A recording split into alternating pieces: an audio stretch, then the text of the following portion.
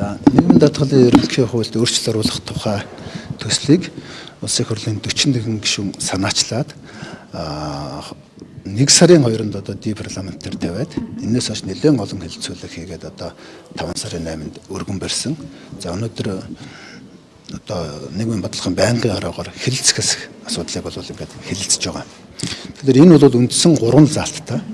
Нэгдүгээрт одоо ерөөсөө манай Монгол улсын нийгмийн даатгалыг ямар харилцаанаас авах юм бэ? Бүх бизнесийн харилцаанаас авах юм уу? Тэгэхээр одоогийн байж байгаа бүх бизнесийн харилцаанаас хувь хүн ямар төрлөл гэрээ юм тэндээс нь хоёр талаас нь нийгмийн даатгал төлдөг. Тийм тохируулгатай явж байгаа. За энийг бол олон улсад ч байдаг жишээ. Ер нь бол агуулгын хувьд ажилтан олгогч буюу хөдөлмөрийн харилцаанаас л нийгмийн даатгалыг авдаг болъё. Бизнесийн хувь хүний бизнесийн харилцааны орлогоос нь нийгмийн даатгалыг одоо авах нь тухайн бизнесийг устгаж байгаамаа, амьдрах чадваргүй болгож байгаамаа гэдэг энэ агуулгаар нь бол одоо гэж байгаа. Тэгэхээр өөрөөр хэлбэл өнөөдөр ямар нэгэн хүн одоо төр зөөр ажил хийдэг, машин тээврийн үйлчлэгээ үзүүлдэг, энэ иргэний олон хуулийн зохицуултууд ороод ирчихлээр энэ болгоноос нь одоо нийгмийн даатгалыг нөгөө гэрээ байгууллагад 10%, өөрөө 10%, тэгээд хүн амын орлогын албан татвар нөөтийн 10% гэдэг ингээд 40% чухлаар нөгөө ажил алга болчихж байгаа байхгүй юу? Үр ашиггүй болчихж байгаа. Тэгэхээр энийг л одоо болий. Түүнээс биш ажилтан ажил олгогчийн хоорондын одоо хөдөлмөрийн харилцаанаас авдагаараа авъя. Ингэж одоо Монгол хүн хуваараа хөдөлмөр бизнес эрхлэх одоо амьдрах орлогоо олох ийм боломжтой болно гэсэн нэгдүгээр залт байж байгаа. За хоёрдугаар залт бол нийгмийн даатгалын одоо хуулийн дээр ер нь бол цалин хөлс дээр нэмэх нь унаа байр хоолны хөнгөлөлтийг одоо унаа байр хоолны хөнгөлөлтөөс нийгмийн даатгал авна гэсэн байж байгаа. Гэтэл хөдөлмөрийн хуулийн цалин хөлсөн дээр бол өөр тодорхойлт байдаг. Тэр хөнгөлөлт байдаггүй. Тэгэхээр энэ хөнгөлөлтүүдээс нийгмийн даатгал авах нь зөв юм уу, буруу юм уу гэж байгаа. За ер нь бол гол асуудал бол яг энд л маргаан үсэж байна. Тооцооллын аргууд ч үсэж байна. Яагаад тэгэхээр өнөөдөр бид нар одоо ингээд нөгөө цалин гэдэг ойлгогдсон дотроо тэр хөнгөлөлтүүдийг оруулаад явцсан. Одоо тэрийг нь яг одоо байгаагаас нь хасчих юм бол нийгмийн даатгалын санд томоохон хэмжээний одоо алдагдал үрэх гээд байна гэж үзэж байгаа. Энэ нэг талаасаа үнэн.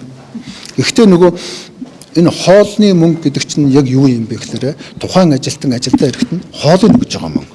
Унааны мөнгө гэдэг чинь ирэх унааны мөнгө өгж байгаа. Яалтчгүй тухайн ажилтны анхан шатны хэрэгцээ шаардлагыг хангахад зориулж байгаа мөнгнөөс нийгмийн даатгал авах нь зөв юм уу, буруу юм уу? Тэгвэл энийг яаж шийдэх вэ гэж. Тэгэхээр хэлэлцүүлгийн гол асуудал энэ дээр байгаа. Тооцооллын зөрүүч энэ дээр гарсан. Энэ цаашдаа хэлэлцгийг дэмжигдээд явах юм бол энэ тооцооллыг хоёр талаас нь шийдэж энэ асуудлыг яаж шийдэх вэ гэдэг ийм л асуудал байна. За гурав дахь нь бол нөгөө байгууллагаас төлдөг нийгмийн даатгалын хэмжээг дээд хэмжээтэй болоо гэсэн. Энэ дээр бол бас нэг тийм маргаантай асуудал ч юм уу тооцооллын зөрүү гараагүй. Тэгэхээр ийм хэлэлцүүлэг л болж байна.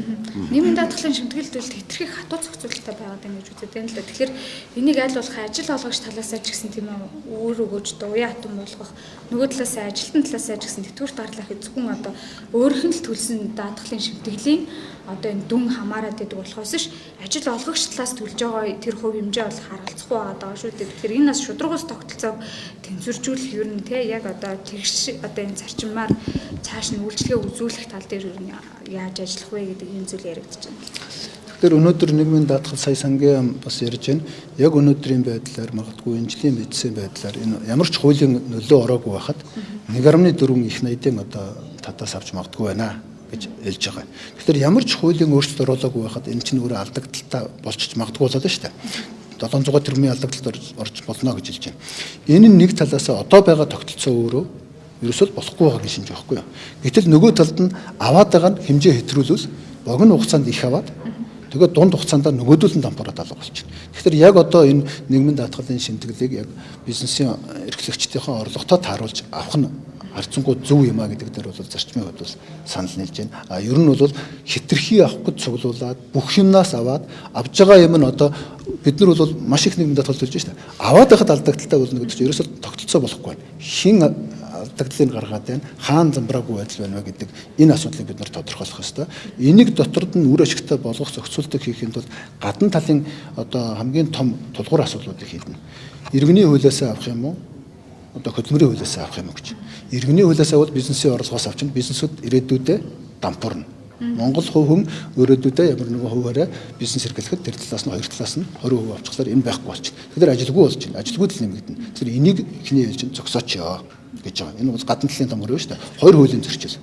Хоёр дахь нь одоо нөгөө хөдөлмөрийн тухай хууль дээрээс нь цалингийн тодорхойлолт, нийгмийн даатгалт дээрээс төсөн цалингийн тодорхойлолт авах орлого хоёр зөрүүтэй. Энийг бас хуулийн зөрчлийн дарилгаж байна. Гурав дахь нь байгууллагаас авдаг хэмжээтэй болгож байна. Энэ гадна талынхаа 3 асуудлыг шийдчихэд одоо дотор талд нь хэн хэдийг авах ёстой юм, яагаад алдагдaltaй болоод байна, яаж шударга шиг тогтоох уу, яаж одоо ахмадуудынхаа тэтгэврийг зөв нэмэгдүүлэх үү, их хэмжээгээр авч бизнесийн орлогыг байхгүй болох, ирээдүгөө одоо ажил эрхлэгчийг бий болгохгүй байх юм зохистой харьцааг яаж болох уу гэдэг нь бол энэ 3 хуулийн зөрчлийн асуудал шийдэгдэж дараа нь яригдах асуудал гэж. Хууль өргөн байрахын тулд мэдээж тодорхой судалгаа хийж байгаа. Ер нь яг энэ нийгмийн даатгалын шимтгэл яг таны яриад бүх юмнаас аваад байгаа. Байгууллага дээрээс нь төлөөд байгаа энэ шимтгэл яг яаж иргэдэд нөлөөлж байна вэ? Одоо жишээ нь магадгүй байгууллага нь хүнийхээ ажилтныхаа цалинг нэмэж гэдэг юм уу? Одоо та хоолны зарлал гэх мэтчлэн юмнууд ингээд өгье гэхээр бүх юмнаас нь нийгмийн даатгалын шимтгэл аваад байгаа учраас ер нь тиймэрхүү зардлууд гарахгүй байна уу эрсдэл дээр. Ерөөсөө нөгөө ажилтнтай гар дээрх цалингийн нэмэл гэсэн энэ ойлгоцонд илүү дахиад дагаад 10-20% татвар дагчиж байгаа учраас тийм зардлыг гаргах чадамжгүй болчихж байгаа байхгүй байгууллагч. Тэгэхээр энийг нь одоо бид нар болиулъя гэсэн үг. Энийг ингээ болиулчихлаар нөгөө байгууллагч нь ажилтны руугаа илүү хөнгөлөлттэй тэтгэмж хөнгөлөлтүүдийг өгөх боломжтой болно. Нөгөө талдаа бид нар чуулган байгууллагууд хамгийн ихээр ингэж төлөөд байхад нөгөө сан маань алдагдалд орох гээд байгаа чинь энэ хуулийн нөлөөллөөсөө биш. Угаасаа одоо ерөөсөө зарчмын хувьд юм алдагдалд орох гээд байна. Тэгэхээр энийг одоо ер нь барьж явж засах хэрэгтэй. Учраас нөгөө орлого их авах талаасаа хараад байх юм бол эдийн засгийн халаад байгаа байхгүй. Ерөөсөө л энэ нийгмийн даатгалын сан бууруулахгүй байх нь одоо монголчуудын нийт зорилго юм шиг бид нар ойлгож байна шүү дээ. Тэгэхээр энийг бууруулахгүй байх юм бол бүх ажил хөрөлгөж байгаа одоо тэр орлогоноодоос нь 20% нийгмийн даатгал аваад тахлаар нөгөөдөл чинь алга болчихно. Тэгээ нөгөөдөл алга болчихлоор дараагийн одоо яах вэ гэдэг асуудал гарч байгаа. Тийм учраас аливаа юм хоёр талын одоо тэнцвэр хэрэгтэй. Нийгмийн даатгалын энэ сангийн асуудал өнөөдөр хэний ч одоо цалин хөлс авж байгаа нийгмийн тэтгэврийг бууруулахгүйгээр орлогын зөв зөвхөстэй байранд нь шилжүүлэхийн тооцооллыг хийсэн байж байгаа. Яг одооний байдлаар бол ерөөсөө эхний одоо иргэний одоо хуулийн зохицуултыг хасахад 40 орчим тэрбум төгрөгийн одоо нийгмийн даатгалын сан буурна. Нөгөө талд хоёр дахь хоол унааных гэдэг бол бидний тооцоолоор 60 орчим тэрбум. Шууд нөгөө бүх цалингуудыг бууруулад хоол унаан руу шилжүүлчих юм бол энэ чинь 1.2 их найдын алдагдал гарна гэж хэлж ин лээ. Яг энэ аргачлалаар тооцоолвол тэр бас үнэн байх. Ингүүл бол нийгмийн даатгалын сан эрсдэлд орох нь үнэн. Гурав дахь тэр байгууллагын төлдөг дээд хэмжээг тогтоосноор 200 гаруй тэрбум буюу одоо бидний тооцоолж байгаагаар 300 орчим тэрбум төгрөгийн нийгмийн даатгалын сан буурна. Энэ 300 орчим тэрбум төгрөг хэнд үлдэх вэ гэхээр бизнес эрхлэгч яг иргэдэд үлдэнэ. Энэ нь өөрөө цаашаага ажлын байруудыг нэмэгдүүлнэ. Одооны бидний тооцоолж байгаагаар 18 мянга орчим ажлын байрыг нэмэгдүүлнэ. Эндээс гарах бүх зардлуудыг одоо тэр санхүүгийн аргачлалаар нь тооцоод эндээс олж ирэх өгөөжийн тооцоолохоор нийтдээ 273 жилийн дотор 270 тэрбум төгрөгийн цэвэр одоо өгөөж ус нийгэмд гарахаар байна. Тэгэхээр яг өнөөдөр одоо бидний нийгмийн даатгалын шимтгэл татврын ачааллыг жоохон бууруулж иргэдийн орлоготой болгож иж энэ одоо гадаад эдийн засгийн хямралыг дэмжих ийм бодлого нь бол зөв байна гэдэг бол тооцоо судалгаагаар гарцсан. Одоо зүгээр энэ хөдөлмөр нийгмийн хамгаалалт яам сангийн гаргаж байгаа энэ тооцооллуудаа бид нар хоёр талаас нь нэгтгэж зөрүүтэй асуудлуудаа ямар аргачлалаар тооцох уу гэдгээ ярих юм бол энэ цаашаа явахаар байна л гэж би харж байна. Өмнөх засгийн газрын зүгээс энэ хуулийн нэмэлт өөрчлөлтийг дэмжихгүй гэсэн шийдвэр гарсан байлээ. Ер нь ямар шалтгаанаар дэмжээгүй юм бол шинэ сайдтай та бүхний хувьд уулзч үзсэн үү? За ер нь бол их хурлын гишүүн одоо хууль санаачлахад засгийн газар дэмжсэн чинь хуулиуд явах ёстой. Засгийн газар бол анхааруулах үүрэгтэй. Тэгэхээр одоо саяхан яриад байгаа асуудал ч гэсэн одоо энэ 3 заалтын 1-р заалт, 3-р заалт ер нь бол зарчмын хувь тооцоололтч төр ер нь нийгэмд үзүүлэх импактч төр ер нь бодлого ч гэсэн нийцэж гинэ гэж үзэж байна. 2-р заалт дээр бол тооцооллын болон агуулгын зөрүү байна гэж үзэж байна. Тэгэхээр энэ дээр бол бас хоёр талаасаа суугаад үзэх бас боломжтой гэж үзэж байгаа. Тэгэхээр одоо сая энэ засгийн газрын дэмжихгүй буюу одоо энэ тооцоолол нийлж гин, энэ хоёр нь болж гин, энэ болохгүй байна гэдэг байгаа чинь өмнөх засгийн газрын үед гарсан. Гэхдээ аль засгийн газар аль ерөнхийдөө солигдсон энэ бодлого нь бол тэгэр байна шүү дээ. Тооцоол ярга нь. Одоо энэ хилцэх хэсгийг хэлцэж штэ. Тэгэхээр гişүүд байнгын орооны гişүүд хэр дэмжиж гин үү? Одоо нөгөө засгийн газраас оруулж ирэх хуулийг хүлээж аваад хамт ингээд хамтдаа хэлцүүл яасан гэдэг саналууд гарч байгаа шүү дээ. Ер нь бол хэлэлцэх хэсгийг л одоо бид нэр шийдэх гэж байна. Тэртээ тэргүй энэ хуулийн хоёр нь бол одоо хэлэлцэх хэсэг дэмжигдсэн ч явах нь юм аа гэдэг тодорхой болж байна. Засгийн газраас гаргасан санал юм уу, 1 сарын нийтэнд бидний гаргасан санал юм уу гэдэг энэ хоёр асуудал явж штэ. Тэгэхээр бидний одоо улсын хурлын гишүүд яг хууль дүрмийнхаа дагуу хууль санаачлаад энийг хэлэлцүүлэх эрх нь бол байгаа.